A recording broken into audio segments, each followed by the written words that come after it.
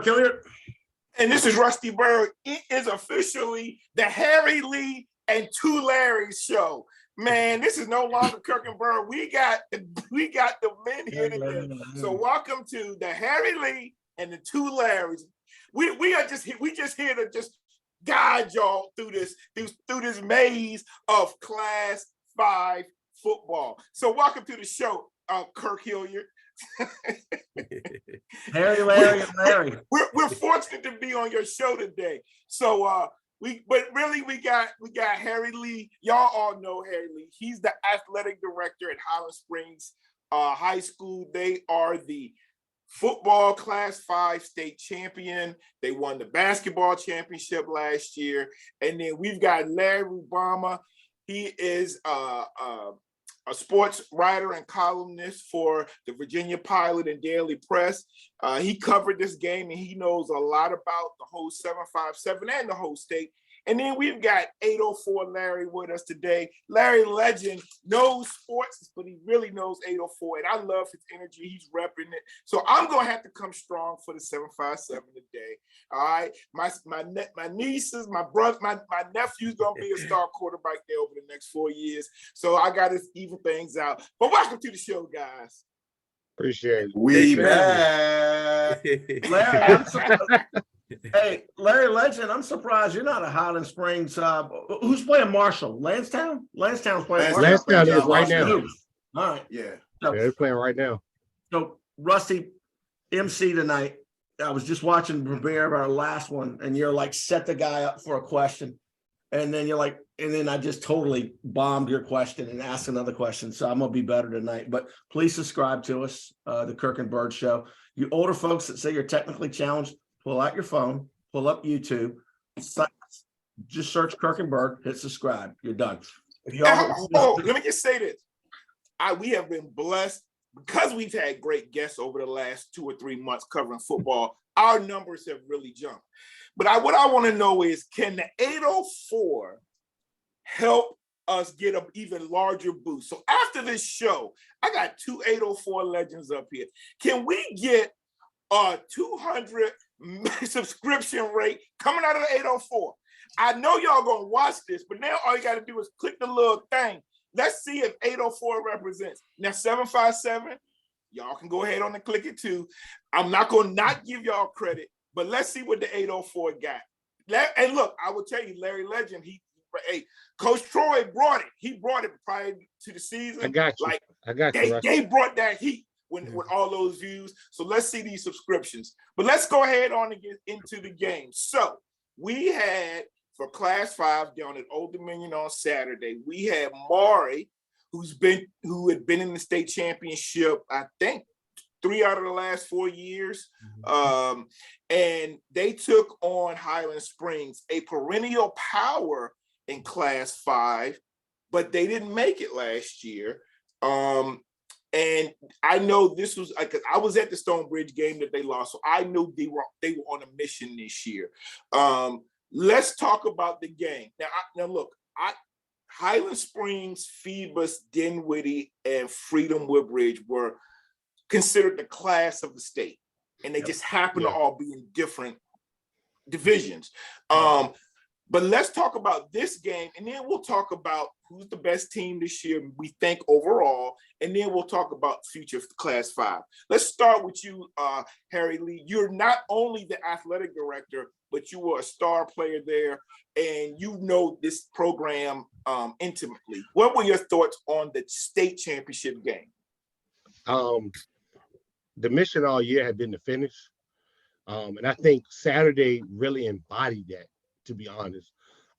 Maury did some things early on defensively that I think we were trying to figure out. Got to give Piv a lot of credit. Me and Piv have had a love-hate relationship over time from coaching against him and all of that, but he's a hell of a football coach. So Maury definitely had a great game plan defensively.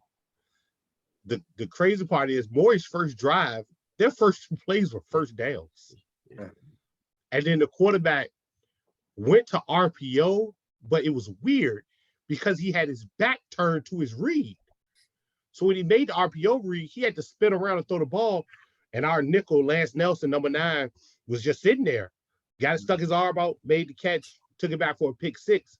Wow. And that really, it got the game started, but it also gave us a cushion to give us some time to figure out what Maury was doing defensively. Maury went up 7-6 early in the second quarter on a jump ball. Kid number 3 made a hell of a play. Mario Miller gave him an opportunity, though. So you got to give him credit for that. But in the second quarter, and I need people to understand this, we went 15-0.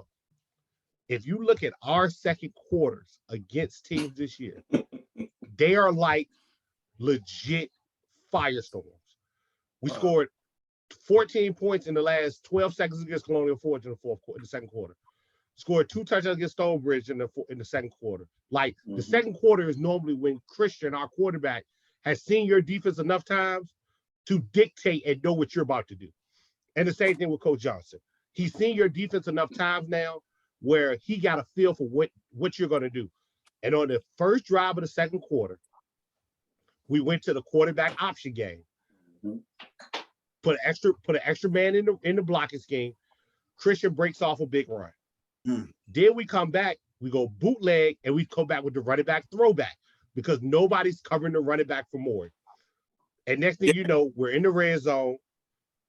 Aziz Foster Powell scores. It's 12-7.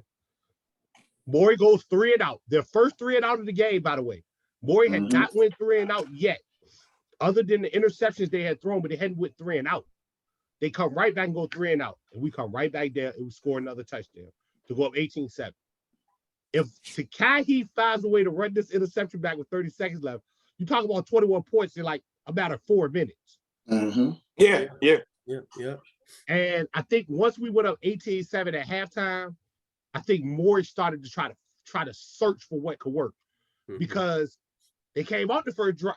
We go 3 and out our first drive of the second half, and Maury's counter was to bring Peyton Jones in the game. Peyton hadn't played the whole game. And as great of a player Peyton is, we knew you could tell he was hobbled after the first run. And I think they started searching because they went to the Wildcat with number 13 for a second. Peyton was in the Wildcat. But once we got the ball back and were able to put another great drive together, and then I'll give Kevin Seeley a lot of credit. Number 7 did not quit for Maury. He makes a big hit on the goal line on one of our kids going into the end zone. He fumbles, our lineman picks it up in the end zone. Oh, man. Wow. It's 26-7. We have a pop-up kick. They run it back. Now, I think Maury's last real opportunity of the game, we stalled out on the next drive. So it's 26-13. Maury has the ball going into the fourth quarter. On a 3rd and 7, Mario Miller, instead of, in my opinion, he could have probably got rid of it early, but he wanted to hit a big play, and he tries to step up in the pocket. And the next 3 plays go like this. Our defensive end gets the sack. They throw an incomplete pass on 4th down. And the next play, Karan Ferguson reverses field on the end around, reverses field, and goes 50 yards for a touchdown. 33-13 with 4 minutes left. It didn't matter. At that point, it was nothing Maury could do to get back into the game. They scored another late touchdown. But at that point in time, it was written at that point. I give Maury a lot of credit, though. And big kudos to that staff and Darry McCann. Like, listening to him talk about the game, his post-game, is phenomenal as a coach. Because he was missing 2 big pieces. He was. Nobody can refute that. But like he said, we still showed him at 12 o'clock to play a football game. And we still lined up to go out to win. And so I give him a lot of credit for that because it is tough. I mean, in high school football, any sport, injuries happen. We had a few injuries that we kept under wraps. But it happens. And it felt really good for this senior class because this senior class had been through a lot. This senior class was nice. Go ahead. No, these seniors, they hadn't won a state championship, right? They just missed it. In 2019, we had won 40 straight football games when we lost to Verona. They were ninth graders. Then COVID hit, and we lose on the one-handed catch on the on the last play of the game. Yep, Then right. as juniors, they lose the Stonebridge on the controversial calls. So for this group of seniors to win it meant a lot. It meant a whole lot for the program, for the school, for the community, because these kids had been through it. They had been through a lot, and to watch them finish this off the right way was definitely rewarding for everybody involved. Yeah. Yeah, I was gonna say. Go ahead, Larry. I was gonna get your Yeah. perspective, Larry. Yeah, I was gonna say, I mean, Harry, man, you described it perfectly. And the one thing I really got to see that, I wish I could have wrote about it, but you guys weren't my team, so I couldn't write about it, was that the press conference when you guys came in, you could feel, I mean, you had several young men who were breaking down and crying because they knew what they had accomplished. When you have that, when you're carrying something that heavy for so long, and then you get it and that thing is gone, you could just see, I mean, they just released. And you had several kids up there where it's breaking down, the coach, we got so mad respect for Coach Lauren, and you could just see what they accomplished. It was something they really wanted, and they got it. And I think it was almost like destined. No matter what was going to happen, you just felt that Highland Springs was going to bring it home because he knew how much it meant. And they played their butt off. It's funny, you talking about Priv. I asked him about a rivalry. He gave me this quote. He said, "It can't be a rivalry if you haven't won yet." No team wins. And he's right. He said, we keep losing to them each time, but they got mad respect for you guys. They go to your coaching clinics. They just like I said, mad respect for you guys. How you guys do it. You guys do it the right way, and you guys are kind of like the blueprint of what they're trying to follow. They've seen how you guys have done it with class and done it not just on the field, but off the field, getting these kids ready for that next level for college, getting them ready to be able to graduate. Some of these kids are going through so much, and that's what Coach D is dealing with at Maury as well. And so, he was frustrated. I just saw him yesterday. He had 2 kids signed and they're going to college next month. And he just kept shaking his head. He says, "Man, I keep watching the film of that game. And like you said, he did not want to put it on his players not being there. Peyton, he was probably about 60%. He couldn't do nothing. And not having Kendall Daniels was huge. He was a kid who had rushed for about 150 yards the week before and had 2 interceptions. As DBs, a young kid who reminds me a lot of Keandre Lambert, who's now playing at Penn State. Same build, same mannerisms and things. But when they were going in, I was like, man, I don't know what y'all gonna do. And then the game started off when Maury threw the ball right to your deep. I was like, oh Lord, this is not gonna good. And then you guys had another chance. I said, oh, it's about to be but then Maury settled down. And that's the true grit of a championship coaching staff. Yeah. They've been through it enough that when they threw an interception on the next drive, so they throw the pick 6, and they come back the next drive and throw an interception, and their defense stood tall. Yeah. Their defense understood the moment. They knew if we give up a touchdown here, it could get ugly quick. Their defense stood, and their coaching staff and their that's championship coaching. Like, they have been to the mountaintop and won this thing. So they understand the situation. They understand being in that big game. So they were able to adjust, slow the game down a little bit, do some different things to make it uncomfortable. And that's all they wanted to do early on, make it uncomfortable. We were just able in the second quarter, in that 6-minute spurt, to make plays. Yeah. And it's almost like the Golden State Warriors in the third quarter of an NBA Finals game. Yeah, you're just looking for can we run off a quick spurt to put you down 14 points real quick. Right. I was look, Highland Springs was amazing. I mean, they won the game, but they had a great season. And I was fortunate enough and blessed enough to sit beside Larry in the press box for the first 3 quarters. I was like, I think I made it. I'm sitting beside Larry. Oh man, Mom, check this out. But I went down in the fourth quarter, and I sat on the Maury side. And Maury fans are tough, man, especially after what they went through last year in the way they lost to Stonebridge. They are tough on that team. They have expectations, and they're tough on the coaching staff sometimes. But I was sitting there telling guys, this was the fourth quarter, and I said, "What are y'all upset about?" I said, "You weren't even predicted to win the game before the injuries at Green Run." I don't think many people at all thought if you were 100%, you would beat Highland Springs this year. Yep. I said, then you lose those two players and you start with 2 interceptions. Like, what are y'all doing? You know, like you should, like, this is not something to be angry or upset about. Last year, I could kind of feel you the way it ended. But this year, I was like, no, man, look at what's going on. And I actually took some video, I haven't posted it yet, of some of the Maury fans. But I think in retrospect, fans will now see and appreciate it, because one of the things I like what your coach said was, I was watching the news that night and he said, you know, it was a tough loss. I know we wanted to win and but he said, but we've only been a program for 6 years, you know, with that group. And Highland Springs has done this for a very long time. And so I thought that was good perspective and something to be like, yeah, not just you've only done it for 6 years, but they're taking some of those. I know Lake Taylor had a good run, but they're taking and they're putting that in those Norfolk football programs on the map to continue to come back. Because I know for me, I always thought Norfolk football. So I want to say Highland Springs, no doubt, best in Class 5, one of the best in the state. But I want to give Maury coaches and those kids a lot of, because they could have just shut down.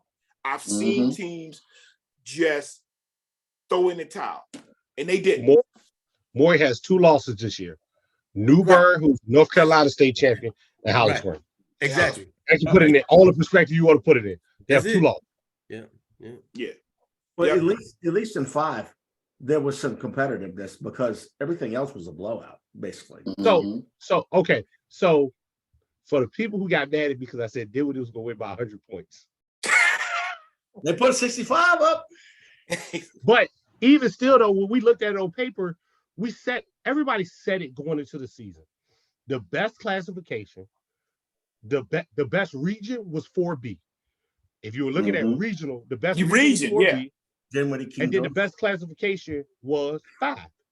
Because we all knew what the Final Four potentially could have been.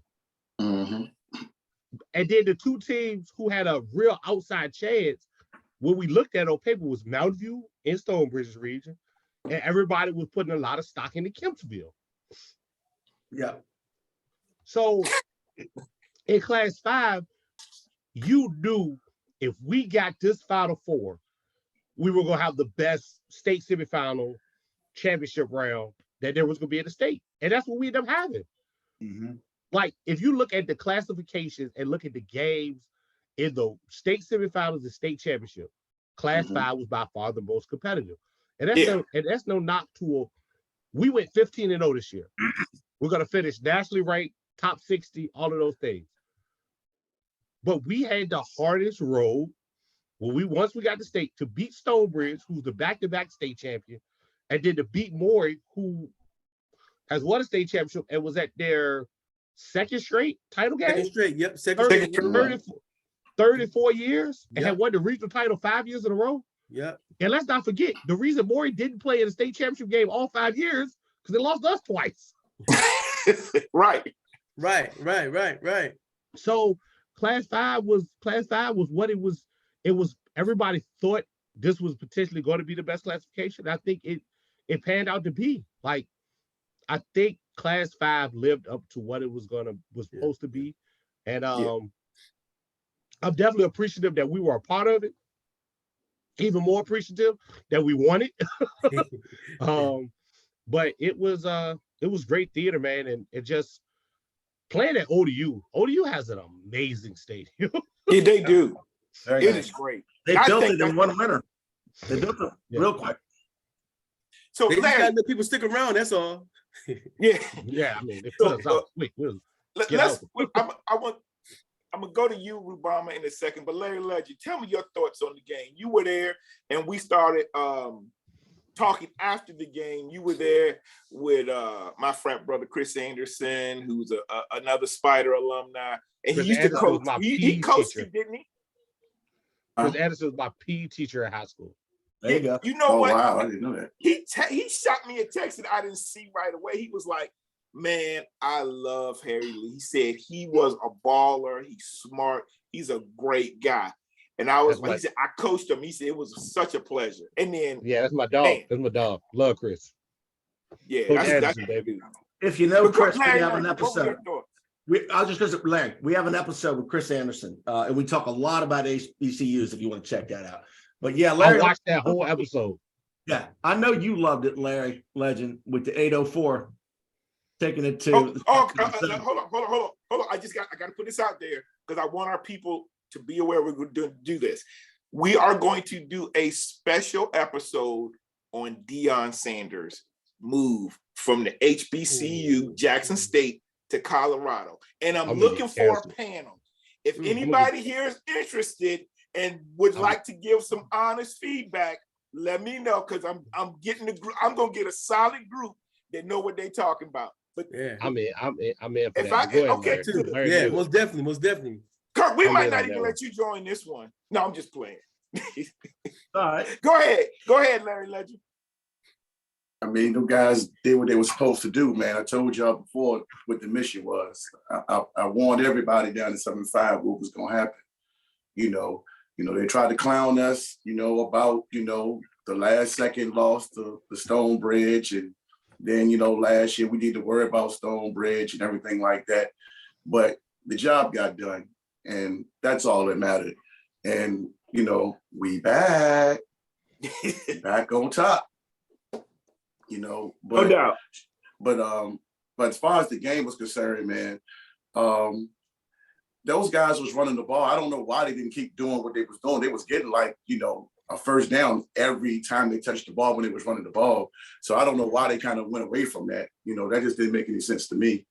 But I was so relieved when they took that pick 6 and went on back down there. I was like, man, I said that, like Harold Lee said, it gave them a cushion to kind of figure things out because they was really moving the ball. So that definitely helped out, man. But as far as, I'm concerned, it's title town, baby. We bought 2 back. Shout out to Dinwiddie. Shout out to Highland Springs coaches for, backing up what I've been telling y'all the whole year, that Highland Springs was on a mission and they was going to get back and be right back where they supposed to be. Class 5, best in the state. No cap. Phoebus, you below Highland Springs. I said it, 7-5. I don't know about that. Well, yes, it is about that. I don't know about that. Yeah, it is about that. We can debate that all day, but that's just what it is, man. So shout out to the coaches and everybody. So you got love for 804, no doubt, and I think some of that is because of the fire you see in 757. Like, I'm from there, and sometimes we definitely go overboard, but it's definitely you do.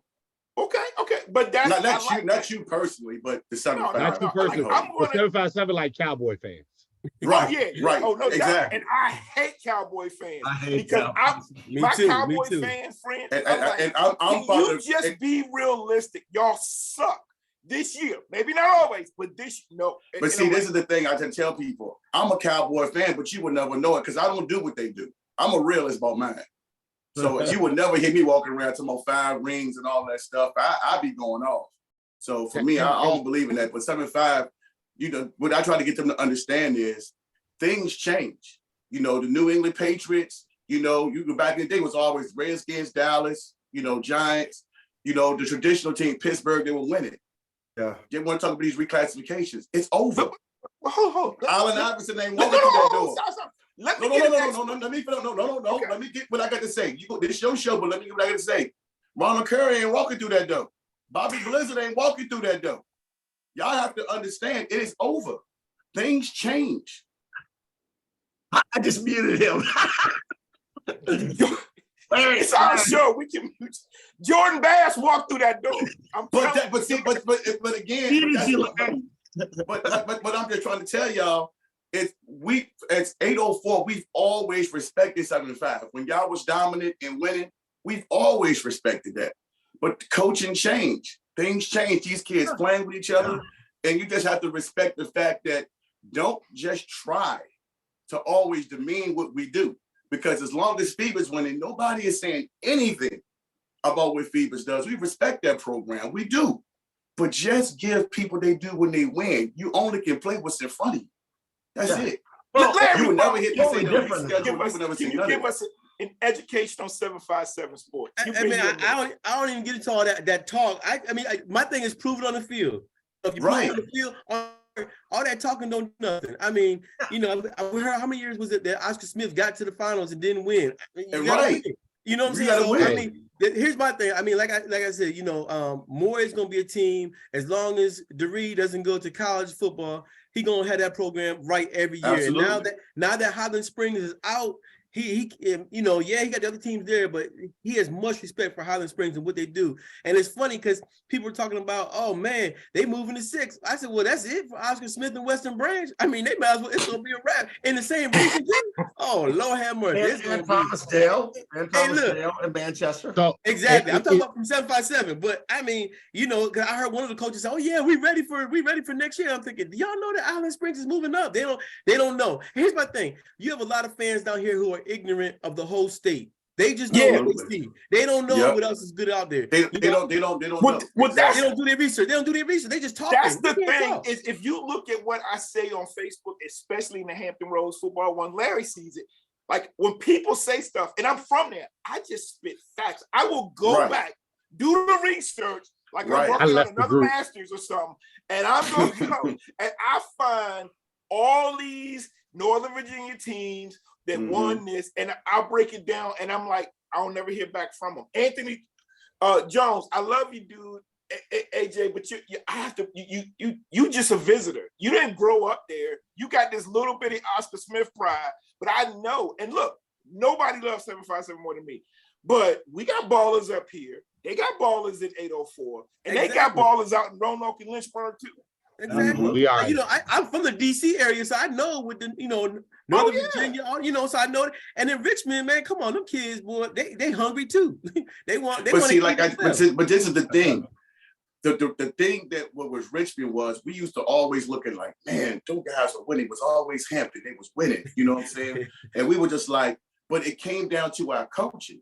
And it's not, you know, it was always coaching for us. Yeah. It was never the athletes. Talent. Yeah, the talent was always there. But if we had the thing about it, go ahead, Harley. The thing about it though is it's funny because people act like reclassification really changed everything. Thank you. Well, technically, before FIBA started winning these state championships, before FIBA started winning these last 2 state championships, it was dry down there.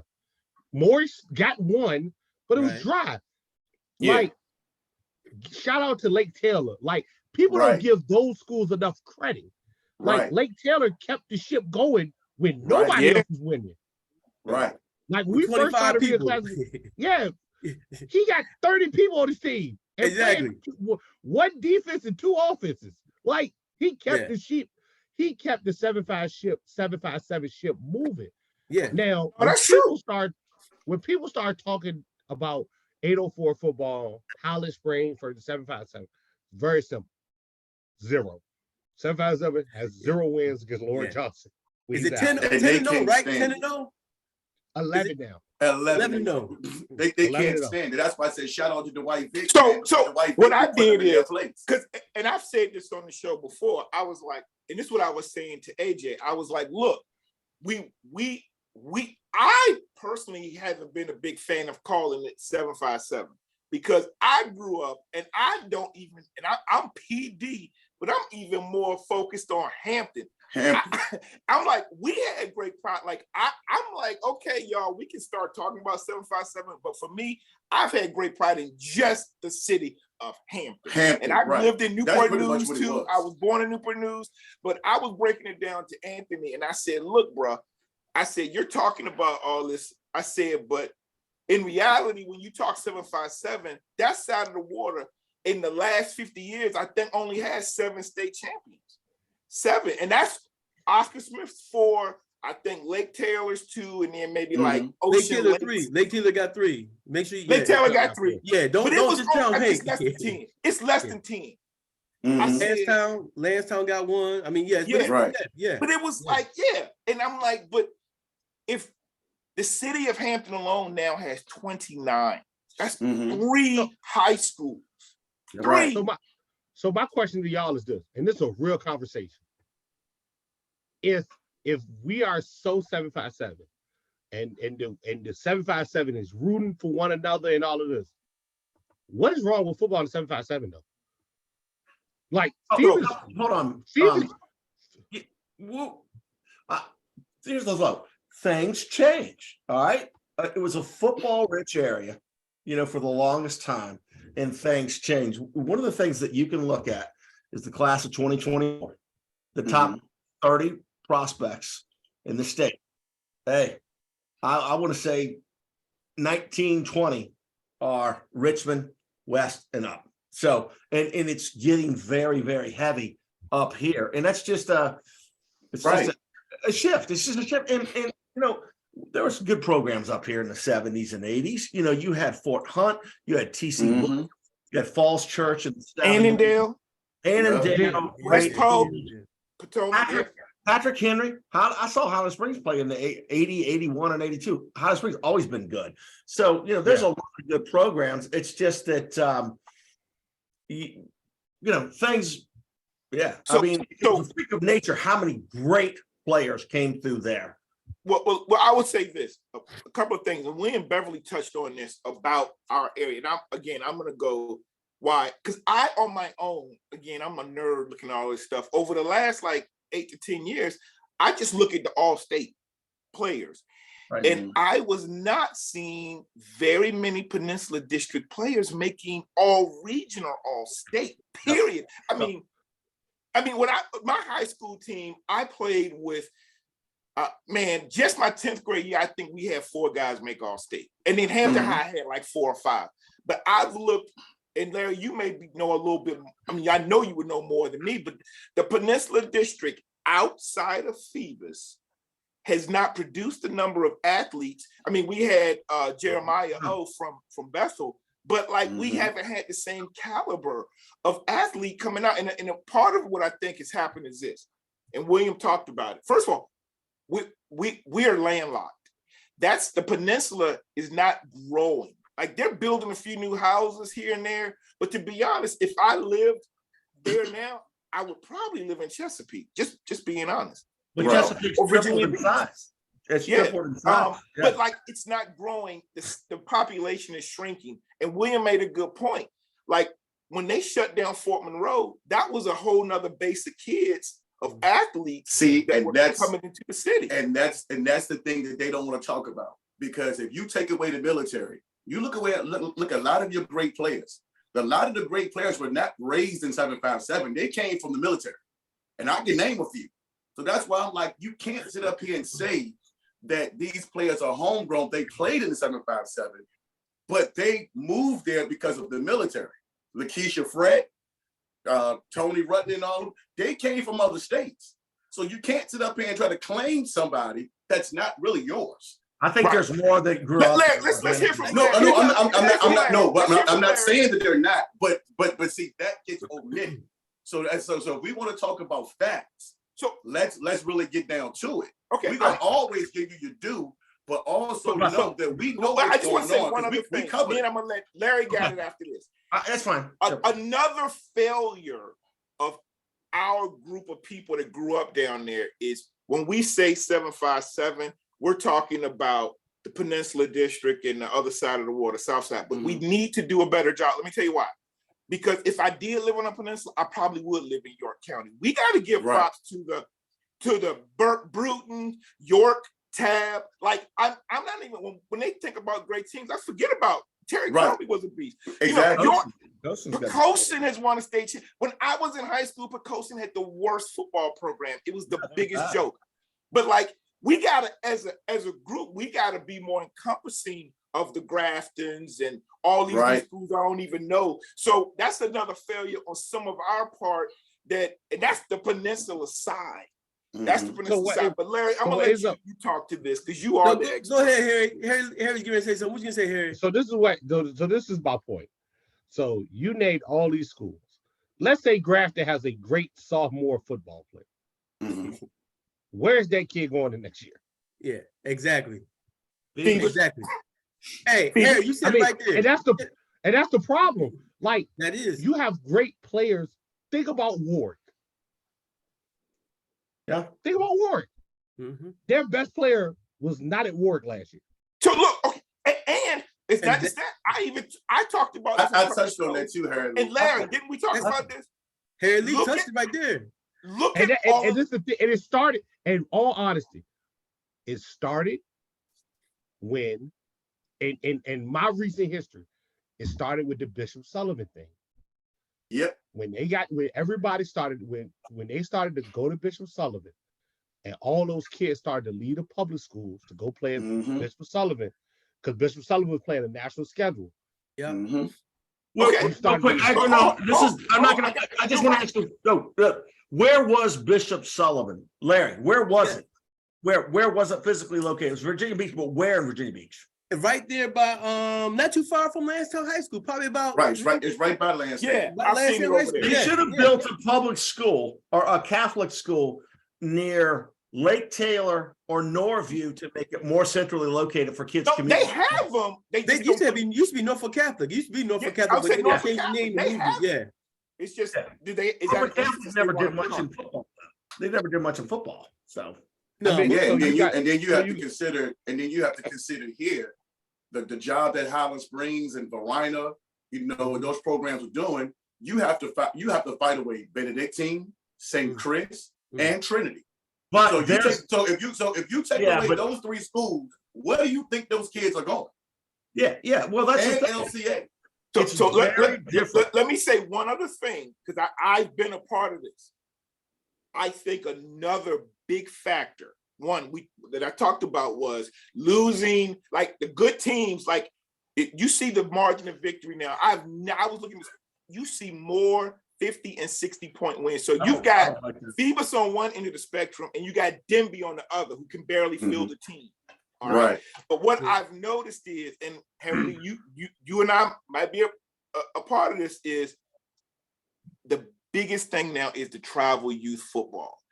And I don't think travel youth football plays as big a factor as people think with the high school part of it. But the thing that is this is the issue. If I have a kid that is a really good football player and he is zoned to go to, let's use Denby, for example. We'll use Denby because you put him on the spectrum.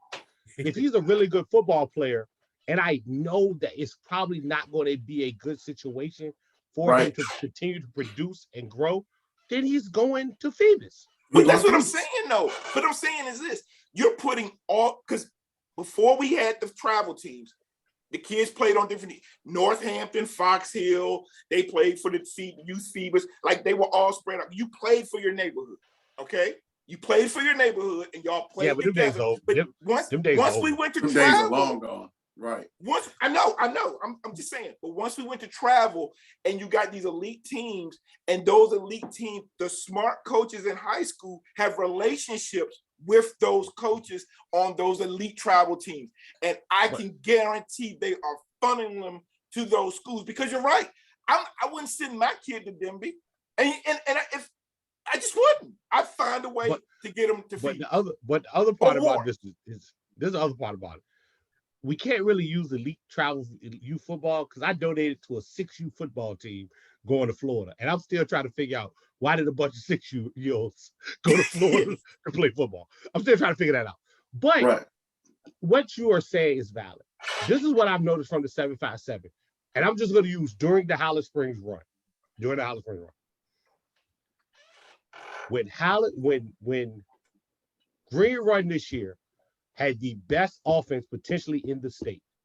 Them and Freedom can arguably say they had the two best offenses in the state.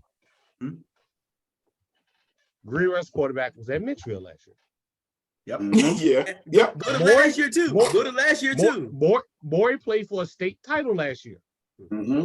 Their quarterback was probably one of the best players in the Beach District at Salem the year before. Yeah. It's a lot of movement. Think about the corner, and it's not just the 757 though. Don't get it twisted. No. Right. TJ Bush, who I think was the Class 6 Defensive Player of the Year, played with my son at Bishop Ireton last year. So yes. So I mean, it's a lot of movement in the state, and that is the reason why great programs are staying great, because kids are watching how they produce. They're watching how their coaches coach, And the parents are making the decision to say, you know what? I'm going to try to do what's best for my son or my student or my daughter to be able to move. Think about the greatness of Princess Anne's basketball. Thank you. Yeah. Please don't. Exactly. Exactly. I mean, and Harry Lee, another thing. But the thing about it is, it's nothing wrong with that. No, You want to put your child in the best situation possible. Oh, I to agree. be successful at whatever they're doing.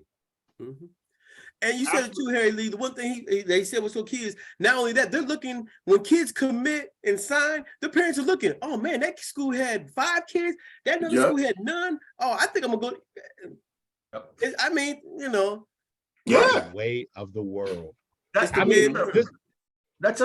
was just gonna, I'm gonna steer us to a segue, and I know we all want to talk about it because before we started, and that's all the movement of the teams. Because if we look at the big one, we're talking about Highland Springs is going to 6, and that is going to take Hampton Roads and Richmond for 6, and let's stay in that area. But all the Stafford teams are going to 6 up here, which basically is a rubber stamp for Fairfax County to have a team in the semifinals every single year. And we were talking about 19 teams in the region with no. Fairfax will have a team in the finals every year. Yes, finals. Fairfax will have a team in the finals every year. Right, because they're split in 2 regions. Right. So the thing is that, but also when you look at 3 and 4, Phoebus is going to 4. And then that Beach District basically making that one region. Larry, help me out here, Rubama. We got Kingsport and Warwick going up with Kickingham, Maury, Nansemond River, I believe. Yep, Nansemond River. Loaded. So Salem as well. Salem's there too. Yeah, Salem in Keller or Bayside. But the thing is that with those shifts, you know, we're talking a lot of movement, and I don't know how y'all feel about it, but if you think about the system that we vote in, I mean, there is a lot of population up here. It's exploding. Like you know, Stafford County is getting big, and Rusty Loudon and Prince William will be 1 million one day. So the thing is that you got that shift, and we compete with them up here. We compete with the private schools quite a bit. You got kids. Johnny Jordan went to Gonzaga, which is on basically Capitol Hill, from Leesburg. And I think they live out west of Leesburg. Man, that is like minimum hour and a half. So with that being said, Harry, you're in the know the most. Let's talk about next year, because it's going to be the Highland Springs party, because 6 is an easier class than 5. So So this is my question to you. Why do you feel like that? Why do you feel like 6 is easier? Stonebridge, Green Run, Maury, I mean Kingsport, 5. You go on and on. I mean, we're losing the Stafford teams, but there are other good programs up here, up and coming. Then in Richmond, you've got LC Burr. I mean, 5 is, look at 6. 6, so 6 Freedom, the Prince William. I'm talking about the Richmond down. You know what I mean? Richmond. So it's 6. You got the 2 best teams in Chesapeake, and Oscar Smith and Western Branch. Yep. You arguably got the 3 best public schools in Richmond, all in the same classification. Manchester, Thomasdale, and Highland Springs, all in the same classification. Sure. Yep. Okay. So if you look at this past year, 3 of the best public school teams in the area are in the same region now. You will have a regional semifinal where somebody's not going to make it. Highland Springs, Manchester, Thomasdale, Western Branch, Oscar Smith. 5 teams can't play in the semifinal. Somebody's not. That potentially could be the best regional Final 4 other than 4B. I still think 4B is going to be the best region we get done with all of this. I agree.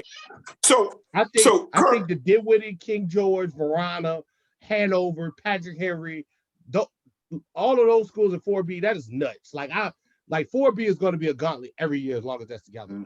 But you can't say, and then if you go statewide, Mountain View is now 6. Mountain View, yeah.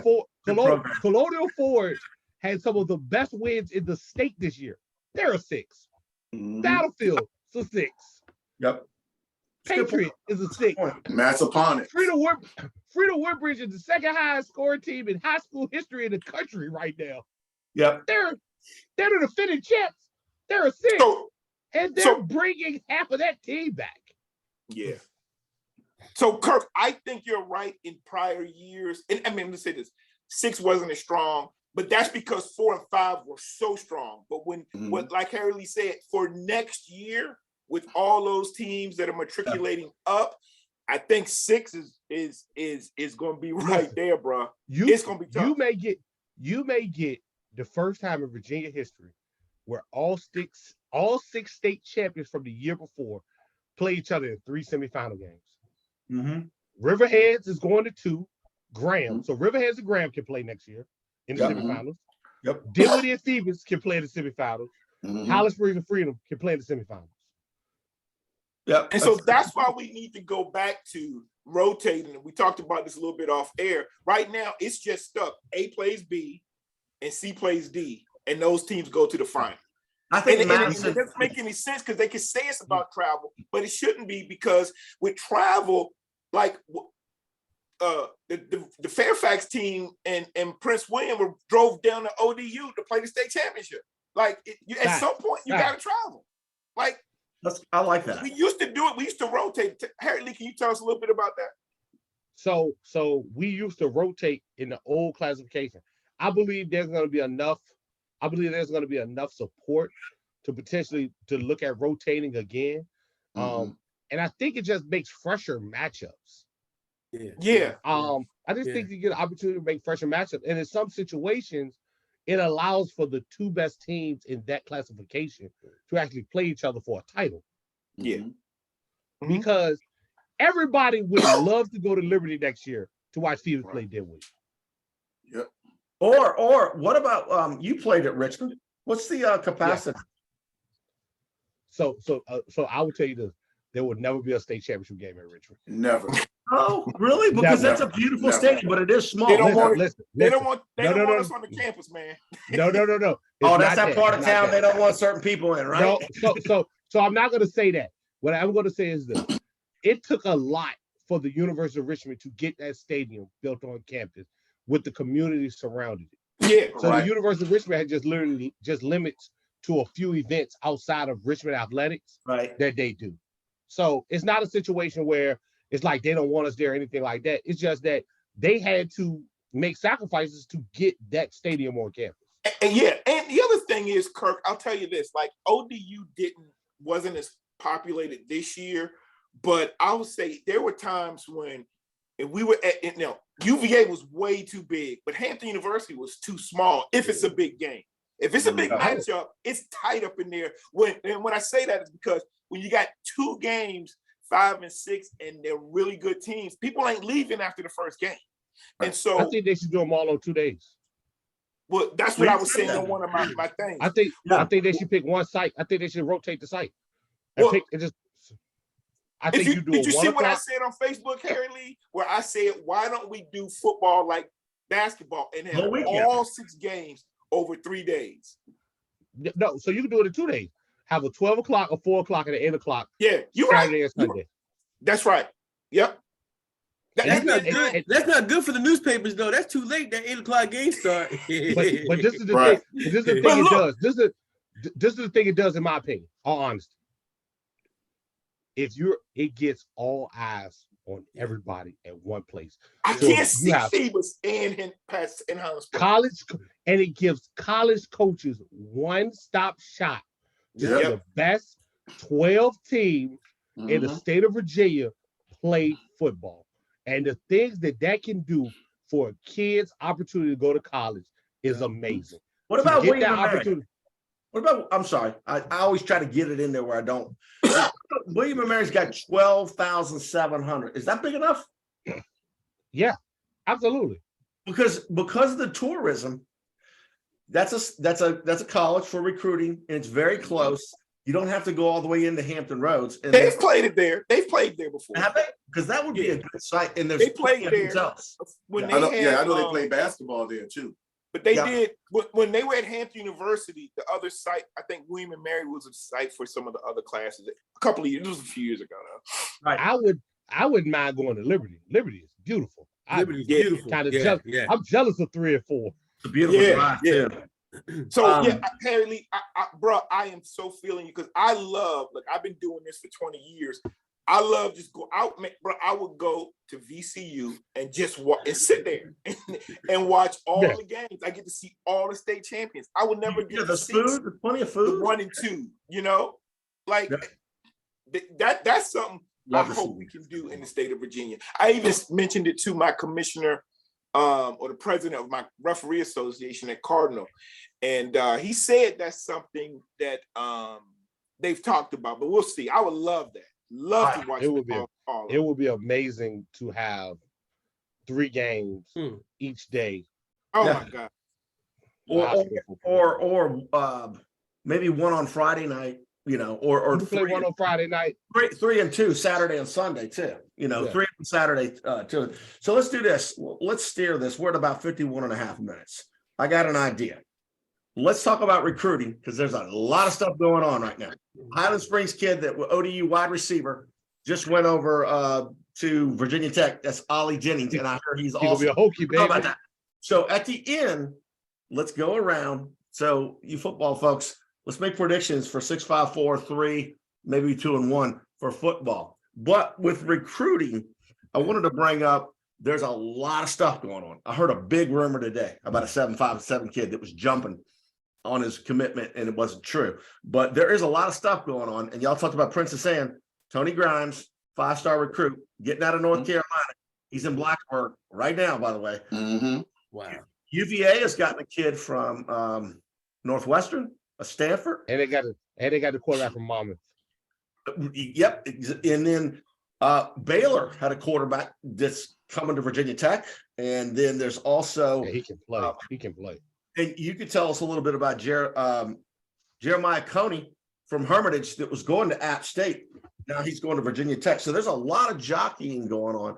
Brandon Davis, one of the assistants at Phoebus, made a comment that the transfer portal was going to shut out a lot of kids from scholarships. I want to get y'all's opinion on this. I think it's going to open some up because no. Okay. Transfer portal's killing high school kids. Killing high school. Talk about it. So I will let you guys, the professionals, talk. But I will tell you this: 3 years ago, my son was looked at as a D1 prospect. Okay, when he wasn't getting the 4 or 5-star ranking, he stopped going to visits at Penn State, UNC, Maryland. It dropped down because, and the coaches were telling him, like, if you're not a 4 or 5-star, they're just going to go to transfer portal. Just think about it. A kid, it's already in college, you know their GPA, you may already know about their character. They're stronger, they're faster, and it's an easier transition. But tell us about it, Lee and Larry. Go ahead, Larry. You start this one off because it rubs me the wrong way. Here's my thing. You talk about the transfer portal. Here's the guys that we have from 757. Just these few numbers: Cameron Kelly, Tony Grimes, Keyshawn Artis, Armani Chapman, Lakeem Rudolph. Some of them were at Tech. The ones in North Carolina were, of course, Tony Grimes and Cameron Kelly. We got Mark Wagner, who was at Virginia. He's in it. Mike Green, who's at Lafayette, who's at Virginia. He's now in it. And then we had another kid, Taraji Mitchell, who's been at Ohio State forever, and he's going. Yeah, I mean, he was a kid who every year I'd ask him, "Why are you still there? Why are you still there? Why are you still there?" Well, now he's saying, "You know what? I got one more year. I'm gonna go somewhere else." It's tough recruiting wise. I mean, if a kid comes out, why would you get a kid? You want to get a kid transfer portal who's already been there, done that, than a kid who's fresh. I mean, we had a kid who was being looked at at Virginia Tech. And he was being looked at by he had about 20 offers. This is right during COVID time. When it came time for the transfer portal to start to really hit, he had a walk-on at Tech. 6'5", 320-pound lineman. Wow. Now he's a walk, because when they said, well, hey, look, we really like you, but hey, we can get this other kid, same size. He's played 2 years of college already. We're going to go with him. Sorry. That's what the North Carolina Central coach told my son. He was like, yeah, I want to recruit you, but I'm going to wait to see what happened with the portal. I'll say this, because I deal with it on an everyday basis. So when I was coaching at Highland Springs, when I was coaching on the staff, that's one of the things that I did. And I still dabble in it from here and there, but not as much as I used to. But I'll say this. It's unfortunate for the high school football player because it's nothing they can do about it. Yeah. Like, it's nothing more a high school kid can do. I put out a tweet last night to talk about our running back, Aziz Foster Powell. Yeah, I saw that. We have a kid that over the last 2 years has run for over 2,000 yards, 25 touchdowns over the last 2 seasons. He has a 3.0 grade point average. And he is barely getting Division II looks. Yeah. Because you have Division II schools saying, well, I'm going to wait to see what I can get out the portal. Mm-hmm. Yep. No, I know.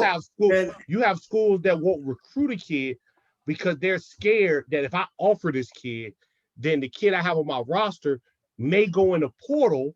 Yep. Because we promised him we wouldn't recruit his spot. Yep. Or Tony Grimes. This is the best one. Or my NIL money ain't right. Yep. So I'm going to the portal for that. Like that's number one. Yeah.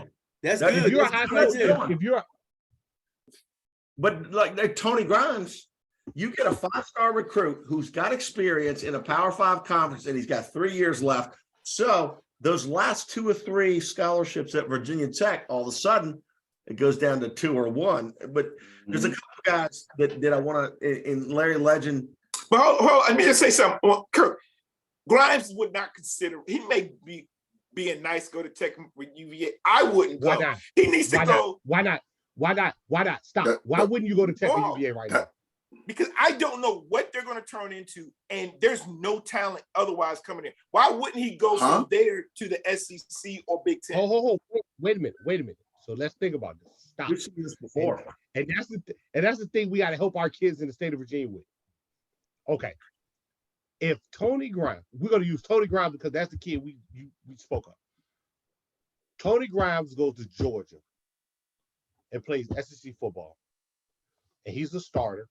He has a great 2 years at Georgia. He goes on to the NFL. What is his final impact as a college football player? When you potentially could go to Virginia or go to Virginia Tech, stay in state, you're still getting to play Power 5 football. Yeah. People got to remember that. Virginia Tech are Power 5 schools, contrary to what some people may believe. You get to play Power 5 football. And you have a chance to create a legacy at either school right now.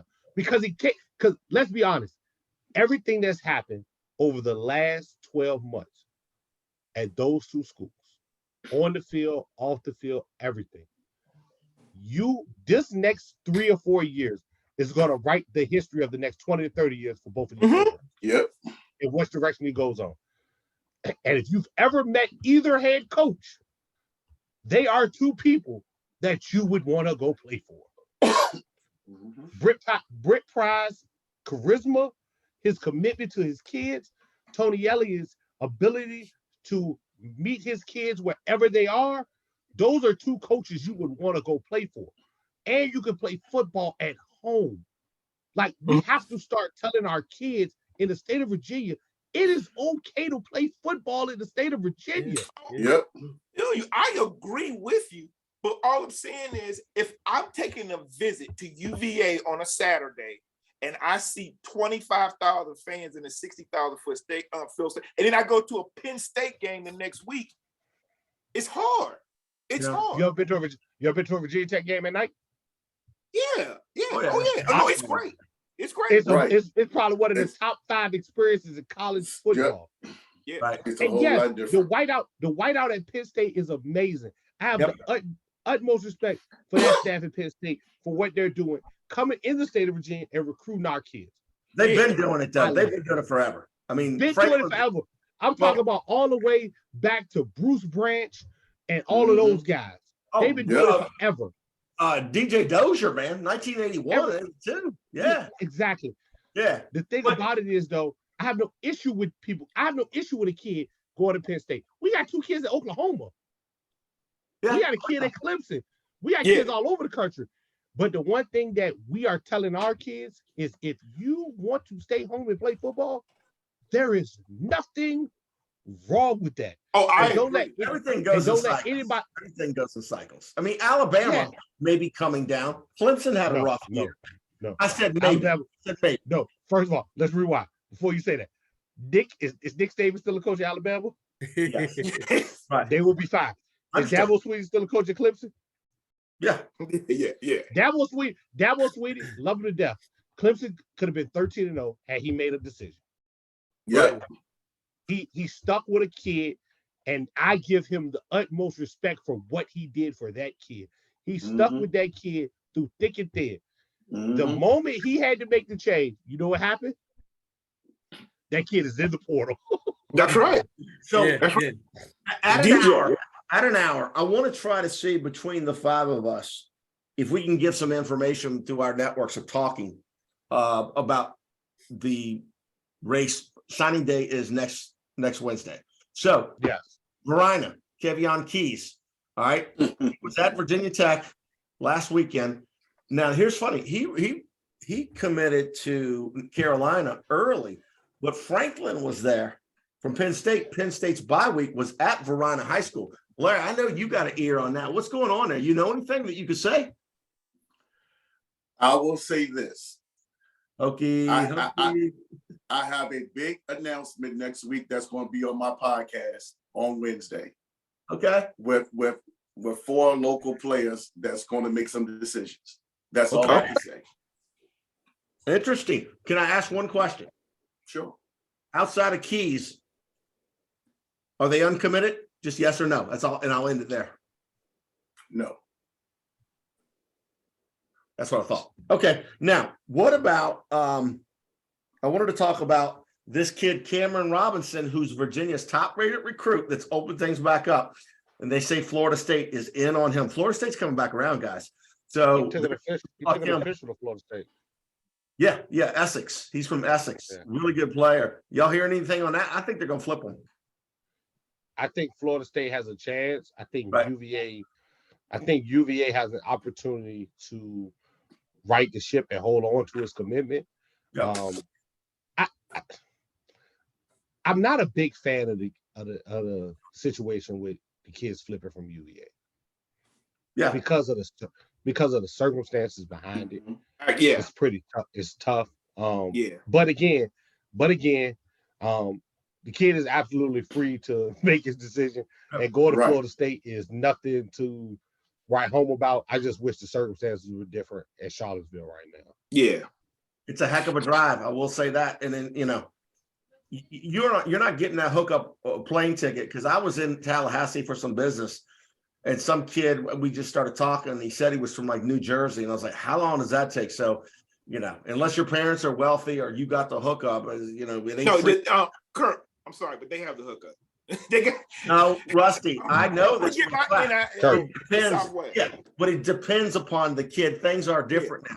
But there's other people that their ass drives to Columbus from Virginia or Michigan from Virginia, and then there's other guys that get plane rides. But that's well, it's like so that's how it goes. But yeah, so there is a big there's a big jockeying at the end, and then I understand. I don't know if you guys noticed it. Y'all were all at ODU. Coach Marv was at Lynchburg. Pearson Prelo was at Lynchburg. UVA had people at Lynchburg. A bunch of people. I understand there's going to be some flips for some guys that were going JMU, ODU that are going to be going to Tech and UVA. Do you want to comment on that? There's a kid in Hampton that I think is going to end up at Virginia Tech. You just seen Virginia Tech flip Jeremiah from Hermitage from App State. Yeah, I said that. Yep. Yeah, that's a good kid. So, we love it. Richmond Jeremiah is a hell of a football player. Player. Yeah. So that was a great get for Tech. And I think what Tech and UVA are doing is smart. Like, I hate to say this, but this is the way college sports works. Like, we might have missed on a kid here, but if our second-rated kid on the board is committed to JMU, Well, JMU, we coming to try to get them back. Yep. Mm-hmm. Yeah. You know, I mean, for me, I can't follow the recruiting anymore because I don't know what's with the transfer portal. I just sit back and let it all hang out. Because you know the biggest thing about this transfer portal, well, people don't. A lot of kids, if you ain't got that deal done in advance, a lot of kids are getting left out, man. They just put their name and they unhappy. Yep. So the kid that is, so this is what I'll tell. This is my advice to high school football players and college football players. I'm going to give them first a HSHS 200 South Airport Drive, 15 South Oak advice. If you have a scholarship, if you have a realistic Division I scholarship offer as a high school football player, consider committing to it. Yeah. Because the longer you wait, Yep. that spot is not going to be available. But because recruiting boards are shorter now. Yep. Because at one point you were taking 25 high school kids. Yep. Yeah. You were taking 23 high school kids. Now a board, you might take 12.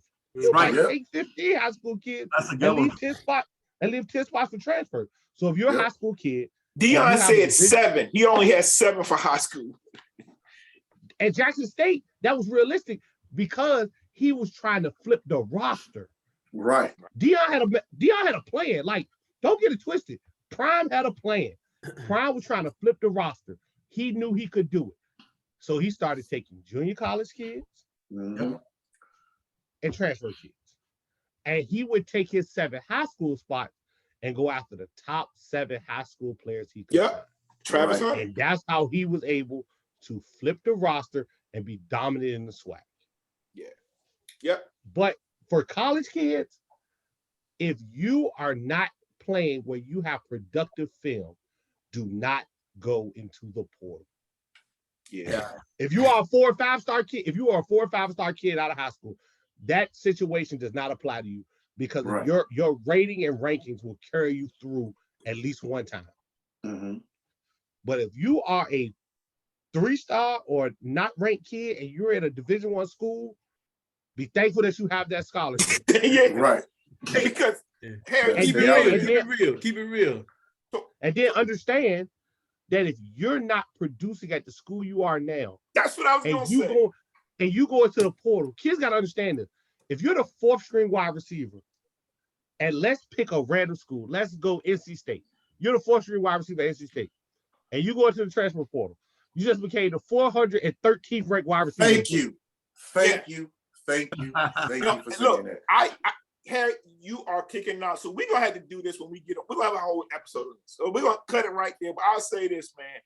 Look, because those kids that don't already have a place that they know they're going to land, it is not going to be pretty, man. Because you just made a great point. Like, you were 4th string. You said you might be the 400s.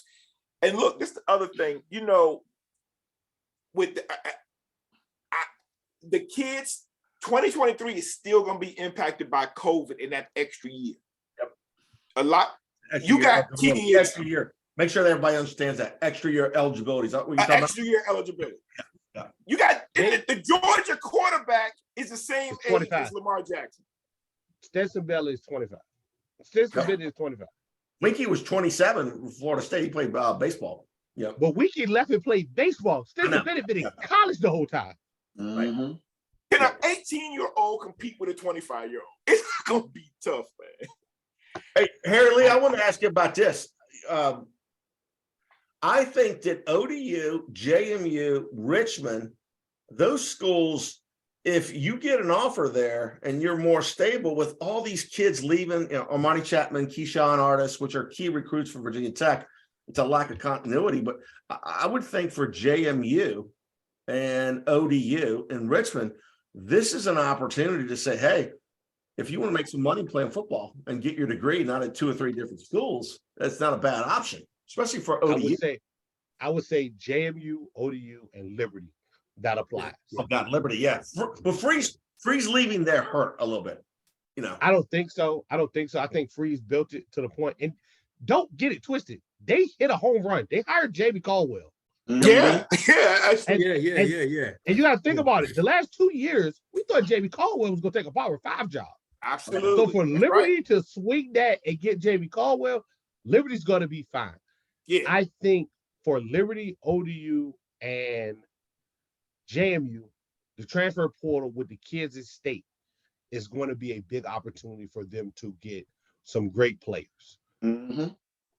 Yeah. I think Richmond and William and Murray won't benefit as much because of their requirements. Prime. That's what Chris said. Yeah. That's what Chris Anderson said. Everybody ain't as smart as Harry Lee. Everybody can't get in there. So everybody can't. It is. Listen, I will tell everybody this. I graduated the top 20 of my class, Okay. and I had a 1200 SAT. It was really hard to get to Richmond. Yes. I don't know if I go to Richmond without a football scholarship. Right. It's really hard. So when you talk about transfer portal kids, and then Richmond and William and Murray come in the conversation, it is the thing you got to realize. If you notice, where do Richmond get transferred from? Ivy League schools. Yeah, I was gonna say. Yep. Northwestern. Yeah. Lafayette. Lafayette. Yeah. Vanderbilt. That's where Richmond transfers come from. Yeah. Like when I played in school, Aaron Corp came from USC and Cooper Taylor came from Georgia Tech. We were shocked. We were like, yo, you left USC. First of all, you left USC to come play with us. Second of all was, you got to school? Like that's how it is. But that's how it is for transfer kids. Like those two schools are tough. So they're not going to benefit as much as the JMUs, the ODU. I mean, Ali Jennings was a West Virginia transfer to ODU. Yep. So I'm gonna close on this. Let me ask you this also. Now because Dion did this, but with the transfer portal, you got kids leaving because they want to leave. Is it happening where a coach, kind of like in the NFL, you only got to finish your statement. Go look at the Nevada University of Nevada roster. Bring me your playbook. Is that happening? What? Yes. Hey, we going. Let's go. Like Dion ain't make that statement for no reason. When he said when Dion said he was bringing Louis, that wasn't for no reason. Like when they finished the Celebration Bowl on Saturday. Oh my God. There's about 12 kids on that Jackson State roster that's going to Colorado. Yeah. Yeah. Oh yeah. And there's nothing wrong with that. But this is the part where people got to give Dion credit. You always taught as a man, to leave a place better than you found it. Mm-hmm. Right. Yeah. The second thing you always taught as a man, I'm not talking about Dion, I'm just talking about as a man, is to give another man an opportunity to have more. Yeah. And a lot of that was outside of football. A lot of that was pure leadership and his experience of getting, indoor practice facility, new locker room. Anybody mad at Dion for leaving? Harry Lee, I got a whole show coming on this, but TC got the head coach's job at Jackson State. Yep. He left the place better than he found it. Yes, he did. Yes, he did. Well, look, let me get my closing thoughts from the Larrys, Harry, and then you, Kirk. Let's go ahead. Larry Rubama, what are some of your thoughts on Class 5? Any of this, anything you want to leave us with? Hey, I'm glad I got to meet Harry Lee because he's full of knowledge. I'm loving it, man. I mean, he done shared some things that I got to see that on everything from recruiting and all that good stuff. I hope some of these high school players, the ones who are in the transfer portal and the ones who are seniors, will listen to. I mean, he gave some serious knowledge. But as overall in terms of the season, I mean, Saturday was a real good reality check again for Maury. They're going to be ready. I think they only graduate 8 seniors.